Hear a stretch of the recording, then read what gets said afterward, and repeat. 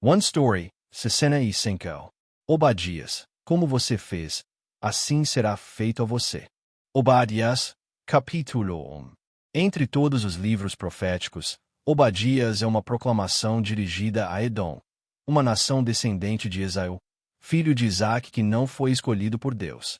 O contexto histórico dessa mensagem se situa próximo ao final do ministério de Jeremias, durante o tempo do trabalho profético de Ezequiel, após a queda de Jerusalém e do Reino do Sul, Judá. Paulo escreve em Romanos: Todavia, antes que os gêmeos nascessem ou fizessem qualquer coisa boa ou má, a fim de que o propósito de Deus quanto à eleição permanecesse, foi dito: o mais velho servirá ao mais novo. Como está escrito: Amei Jacó, mas rejeitei Esaú. Que diremos, então? A injustiça da parte de Deus? De maneira nenhuma. Mesmo não tendo sido escolhido, Deus ainda reconhecia os edomitas como uma nação irmã de Israel. Então, entremos no livro de Obadias. Quem poderá me derrubar até o chão? A terra onde viviam os edomitas lhes parecia segura. Eles se orgulhavam da sua situação e diziam em seu coração: quem poderá me derrubar até o chão? Mas Deus responde: ainda que você suba tão alto como a águia e faça o seu ninho entre as estrelas, de lá eu o derrubarei.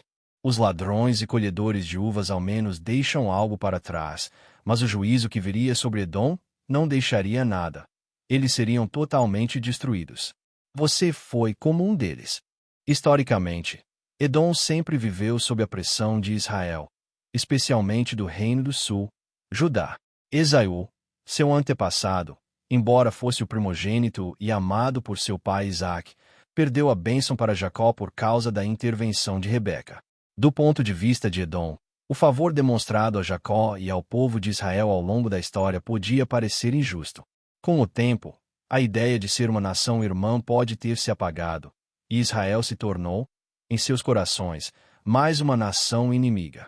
É verdade que Edom havia se recusado a permitir a passagem de Israel durante o Êxodo, mas nunca havia invadido ou saqueado diretamente Israel como outras nações. Ainda assim, como nação irmã, deveriam ter ajudado quando Judá caiu. Em vez disso, ficaram observando e se alegraram com a queda de Judá, serviram de guias para os babilônios e até participaram do saque. No dia em que Jerusalém caiu, eles gritaram: arrasem! Arrasem até os alicerces. Bloquearam fugitivos e entregaram sobreviventes ao inimigo. Talvez o ressentimento acumulado durante séculos tenha finalmente explodido, mas eles deveriam ter perdoado seu irmão. Deus havia ordenado a Israel que não lutasse contra Edom, e até permitia que edomitas que se unissem a Israel fossem aceitos na Assembleia a partir da terceira geração. Assim como muitos estrangeiros se juntaram ao Êxodo ou responderam com temor durante a 7ª praga no Egito, aqueles que temiam o Senhor eram salvos. Como você fez, assim será feito a você.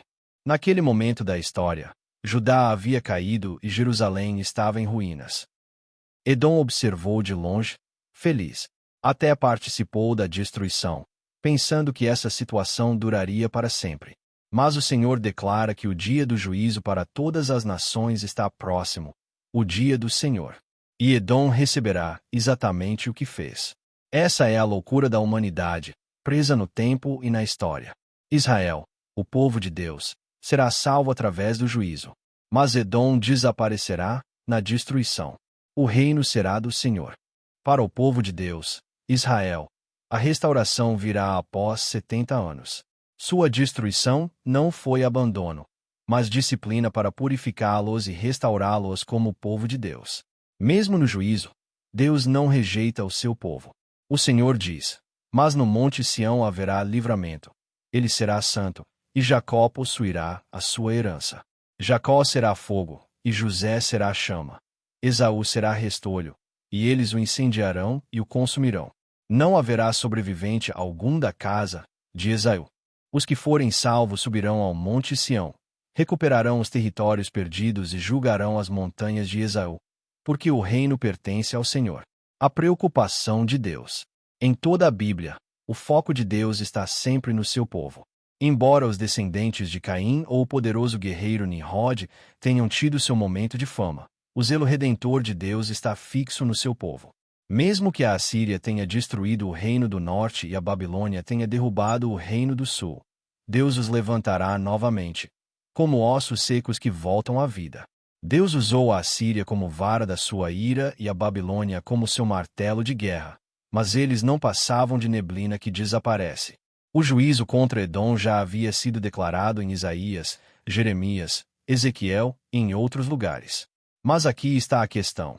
Mesmo que Deus já tivesse falado sobre Edom por meio de outros profetas, por que ele nos dá Obadias, um livro separado, com a mesma mensagem?